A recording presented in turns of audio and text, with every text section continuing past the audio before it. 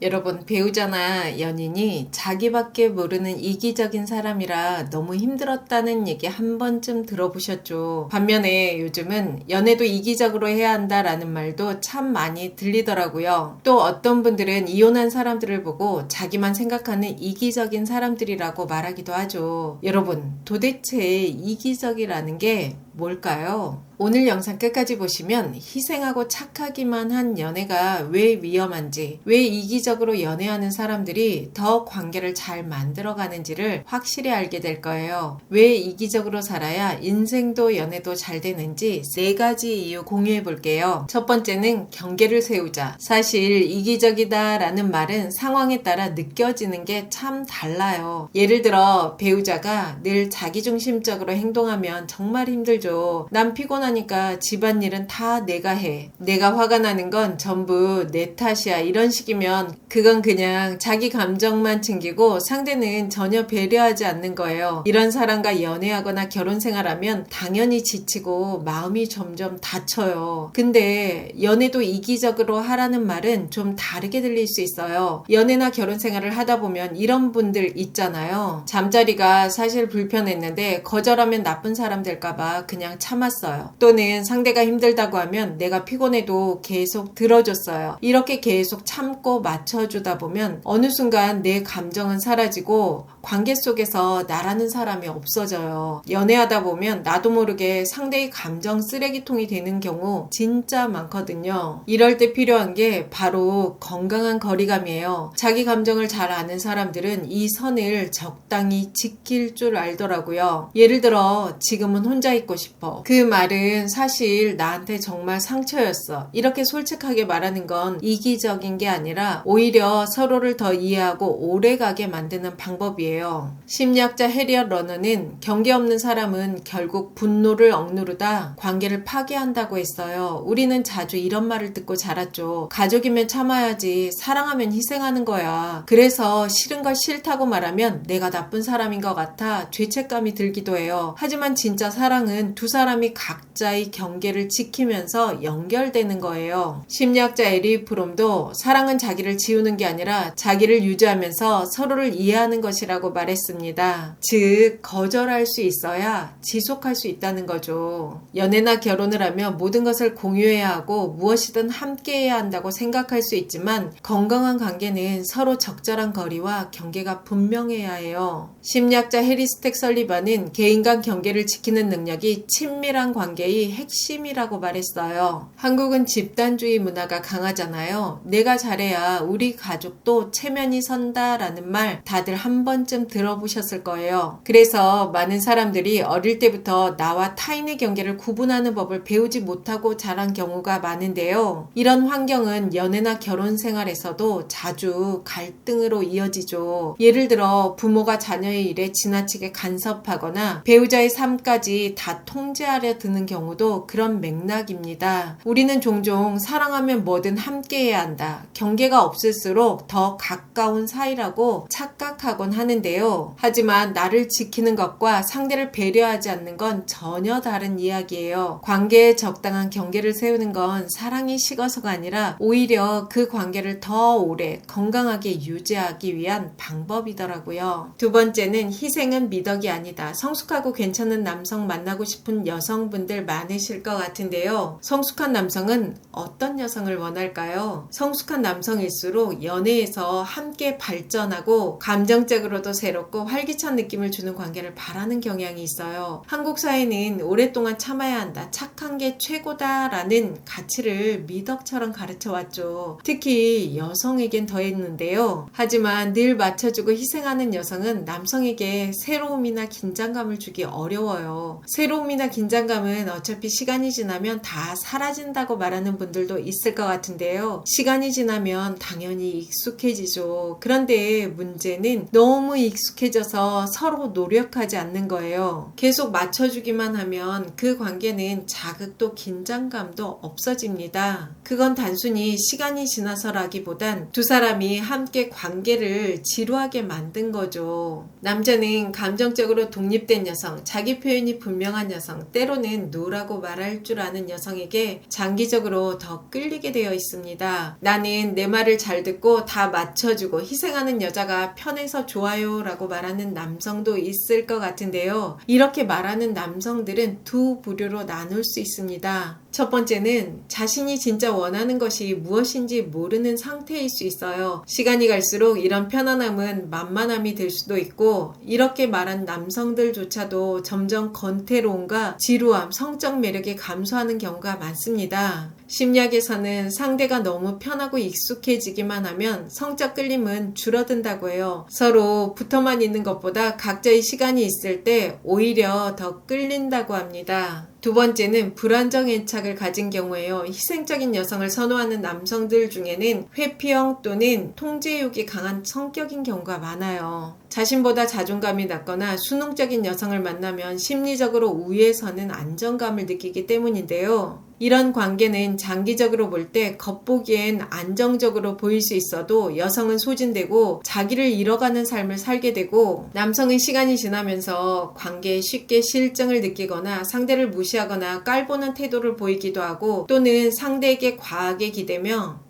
집착하는 모습을 보일 수도 있어요. 심리학 연구에 따르면 착한 사람은 오히려 우울과 분노를 많이 경험한다고 해요. 심리학자 해리엇 브레이커는 타인의 기대에만 맞춰 사는 사람은 언젠가는 무너진다고 경고합니다. 사랑받으려면 내가 착하고 괜찮은 사람이 되어야 한다고 믿다 보면 진짜 내 마음이나 원하는 걸 자꾸 숨기게 돼요. 이기적으로 연애를 해야 이 함정에 빠지지 않더라고요. 자신을 사랑하는 법을 알면 상대에게 사랑을 구걸하지 않아요. 이기적으로 연애할 줄 아는 사람에게 더 깊은 신뢰와 존중이 생깁니다. 세 번째는 건강한 자기중심성은 나도 지키고 관계도 지킨다. 가끔 댓글에 이혼한 사람들은 이기적이다 라고 말하는 분들 계신데요. 이렇게 말씀하시는 분들은 결혼은 참고 견디는 거다라는 전통적인 가치관이 깔려있는 것 같아요. 가정의 희생과 인내를 미덕으로 보는 시선에서 보면 가정을 포기하고 나온 선택을 이기적으로 볼 수 있죠. 심리학에서는 자기 파괴적인 관계에서 벗어나 자기 존엄성을 지키는 건 이기심이 아니라 자기 보호라고 말해요. 브레네 브라운 또한 건강한 자기중심성은 나를 존중하면서도 진실된 존재로 남기 위한 용기라고 말했습니다. 실제로 폭력과 무시, 학대, 불평등한 관계 속에서 파괴적인 관계를 벗어나 더 나은 삶을 선택할 수 있다는 건 용기가 없이는 절대 가능한 일이 아니에요. 이건 이혼뿐 아니라 연애 등 어떤 관계에서도 비슷한데요. 유명인들 중에도 가족이 갈취하고 학대하는 경우 있죠. 끊어내야 해요. 타인이 보기엔 이혼한 것이 자기만 생각하고 실패한 인생으로 보일 수 있어도 그 안에 수년간의 희생과 무너짐, 자존감 추락이 깔려있는 경우가 많거든요. 우리는 누군가의 선택을 판단하기 전에 그 선택 이전에 어떤 삶이 있었는지를 먼저 들여다보는 것도 필요한 것 같아요. 저도 늘 노력하고 있는 부분입니다. 그래야 상대를 더 깊이 이해할 수 있고 공감할 수 있더라고요. 사람들은 흔히 자신을 우선순위에 두는 사람을 이기적이고 자기만 아는 사람이라고 말하기도 하는데요. 자기 자신을 우선순위에 두는 사람일수록 관계에 만족하고 건강하게 유지하는 경향이 있어요. 이기적인 사람은 자기 욕구에 민감하죠. 배가 고프면 먹고 피곤하면 쉰다와 같은 기본적인 자기 돌봄이 배어 있습니다. 반면 관계에 서툰 사람일수록 자기 감정보다는 상대의 기분을 먼저 살피고 자신을 돌보는 데 익숙하지 않은 경우가 많아요. 아무리 몸이 아파도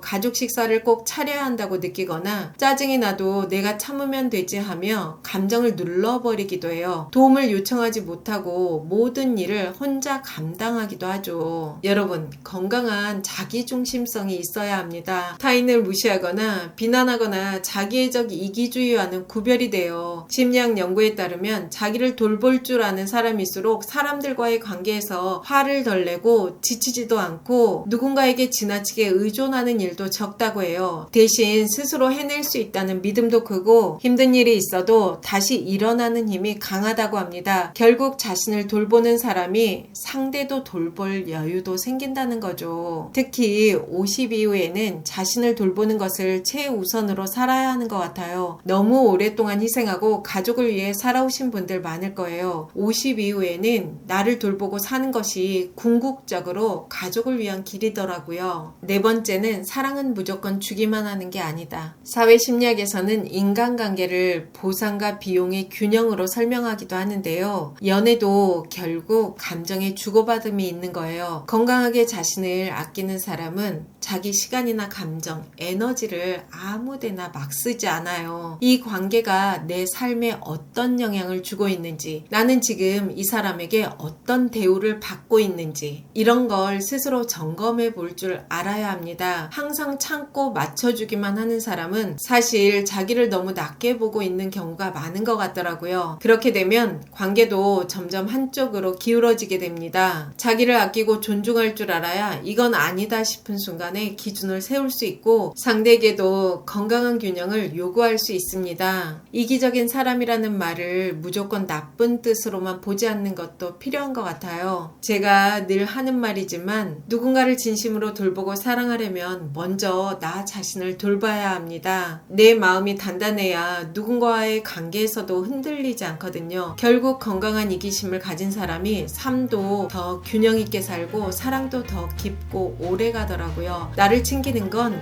이기적인 게 아니라 좋은 관계를 위한 시작입니다. 여러분 예쁜 사랑하세요. 여러분과 자유롭고 편안하게 나이 들어가고 싶은 오유입니다. 영상이 도움이 되셨다면 구독, 좋아요, 알림 설정까지 부탁드립니다. 좋은 영상으로 또 만나요.